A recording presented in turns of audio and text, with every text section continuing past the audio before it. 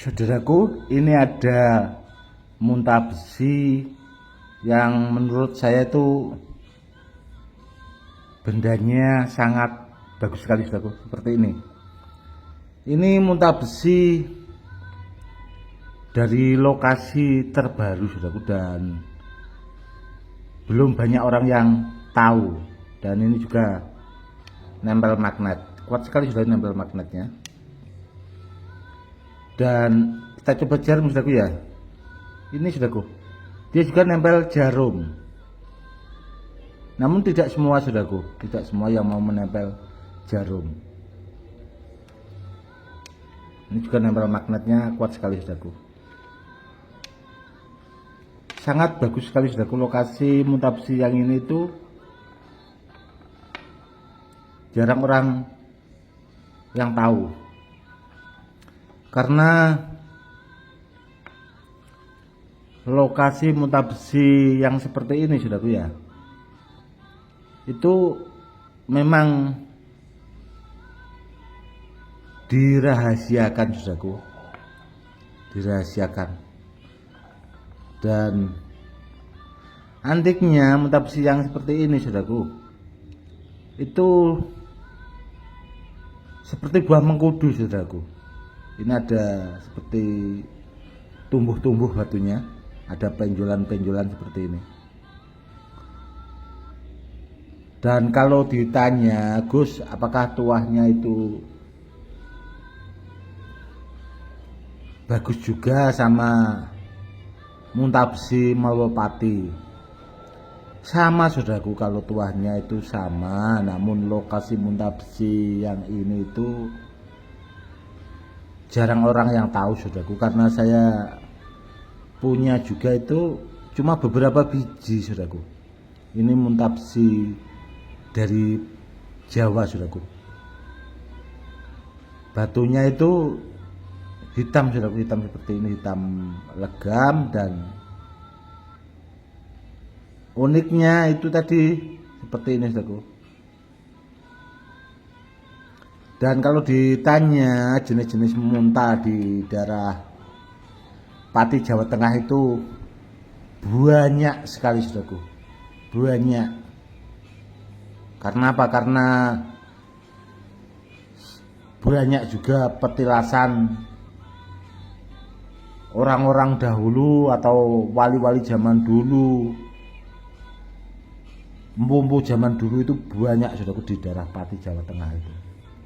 Makanya banyak juga, yaitu tadi ditemukan benda-benda bertuah di petilasannya. Contohnya ya ini tadi, saudaraku, muntah besi yang seperti buah mengkudu. Dan itu nama petilasannya apa, Gus? Ini itu dari petilasan Empu Supo, saudaraku. Jadi muntah besi Empu Supo. Bagus barangnya.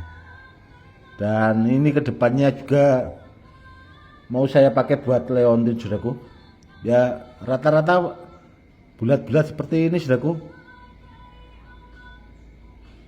Rata-rata kebanyakan ya bulat-bulat seperti ini. Namun itu tadi uniknya juga seperti buah mengkudu, saudaraku. Ini tadi keluar itu tadi, saudaraku, ya, tumbuh bintik-bintik. Muntahnya itu seperti nempel di apa ya, di muntahnya lagi, seperti itu, saudaraku. Antik dan uniknya muntah besi Empu Supo yang ini itu seperti itu, saudaraku. Uniknya di situ, beda sama muntah besi yang lainnya. Namun kalau sekedar muntah, saudaraku, ya, yang polos-polos itu banyak sekali, saudaraku. Nanti kapan-kapan kalau ada waktu, saudaraku, ya, kalau pas kemarau nanti saya tak bahasanya itu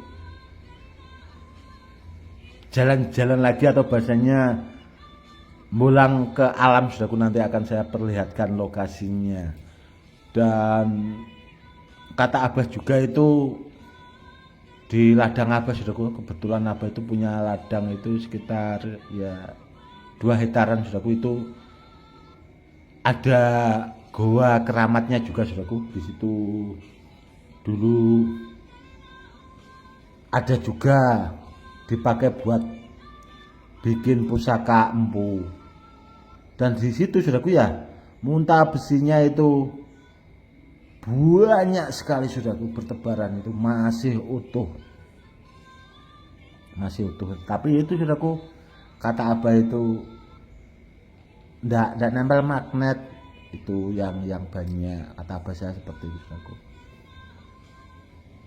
Namun kalau benda bertuah saudaraku, yang harus dipahami kalau dari alam itu tadi harus diaktifkan dulu saudaraku, jangan asal ikut-ikutan. Ini sudah aktif dari alam karena benda bertuah itu nggak pasnya yang nggak aktif itu tadi saudaraku. Yang belum aktif dibilang sudah aktif. Harusnya itu kita sebagai manusia itu kan harus cerdas. Karena apa? Karena benda bertuah itu buat media sarana keselamatan, jangan bahasanya itu tidak untuk main-main saudaraku ya. Kalau iya ya iya, kalau tidak ya tidak, karena benda bertuah itu seperti itu saudaraku. Jadi harus diaktifkan dulu meskipun itu dari alam. Dan kalau perlu saudaraku ya, itu dikombinasikan lagi dengan ilmu-ilmu hikmah atau diisi kodam, biar benda bertuahnya itu semakin bagus dan bisa bermanfaat buat pemiliknya. Karena apa? Karena kalau kita sekedar mengandalkan itu montanya bahasanya sudah aktif dari alam, kalau ada apa-apa sama yang bawa kan siapa yang berani tanggung jawab saudaraku. Rata-rata kebanyakan yang beredaran orang yang menjual belikan monta kan seperti itu, sudah aktif dari alam, ngapain di bahasanya diaktifkan ya, seperti itulah ya, karena mereka mikirnya kan ya sekedar jualan. Seperti itu niatnya, yang penting bendanya laku, namun tanpa memikirkan bahasanya itu orang lain saudaraku. Dan ada juga itu yang bahasanya itu tidak dimaharkan saudaraku, namun sedekah bahasanya itu ada saudaraku. Orang-orang yang pakai bahasanya cara seperti itu, harusnya kan kalau bahasanya kepengen dimarkan ya sekaligus bilang aja saudaraku ya, dimarkan gitu. Jangan ini tidak dimarkan, ini disedekahkan. Tahu-tahu nanti setelah di WA itu mau ngasih sedekah berapa, ya sama saja, nggak ada bedanya sama mahar itu tadi saudaraku. Namun cuma bahasanya yang dibedakan itu tadi, seperti itu. Semoga saudaraku lebih bahasanya lebih memahami lagi ya tentang benda bertuah. Karena yang harus dipahami saudaraku, benda bertuah itu harus aktif, karena benda bertuah itu kan niatnya dipakai buat media sarana keselamatan di mana saja. Jangan asal saudaraku, nanti kalau saudaraku asal-asalan memari istilahnya yang saudaraku anggap sebagai benda bertuah atau jenis-jenis monta yang dari alam seperti ini saudaraku. Kalau ini kan sudah saya aktifkan saudaraku, karena sudah saya bawa pulang. Itu kalau saudaraku seandainya dapat dari alam, kalau belum aktif itu konsultasilah sama orang yang memang di bidangnya saudaraku, orang yang paham. Jadi biar bisa ngasih solusi, dan muntah besi atau montanya yang saudaraku temukan itu biar bermanfaat buat saudaraku sendiri. Kurang lebihnya seperti itu. Cukup sekian dulu ya saudaraku. Salam rahayu, salam hormat saya, Gus Edi.